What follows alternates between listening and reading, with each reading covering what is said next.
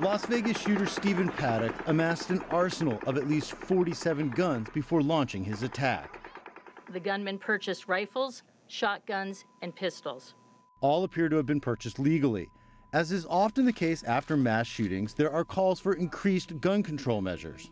There is no better way to honor the 59 people who were slaughtered than to take action to prevent this from happening yet again. The Las Vegas shooter used what is known as a bump stock, like this one, on some of his rifles, effectively turning a semi-automatic rifle into a fully automatic machine gun, a type of weapon largely banned in the U.S. There are now signs both Democrats and Republican lawmakers may back a ban of bump stocks. Even the powerful National Rifle Association, which generally opposes gun control measures, released a statement saying, in part, the NRA believes that devices designed to allow semi-automatic rifles to function like fully automatic rifles should be subject to additional regulations. But even if a bump stock ban goes into effect, no one in Washington expects sweeping gun control measures to follow. Many point to the influence of the gun lobby and an increasingly partisan political atmosphere in Washington that leaves little room for compromise.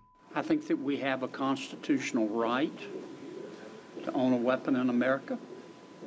I support that. I support that unequivocally. In 1994, military-style assault weapons were banned in the United States. A decade later, that ban expired. Since then, a string of mass shootings have failed to bring about new gun control measures. And the U.S. now has a pro-gun president in the White House.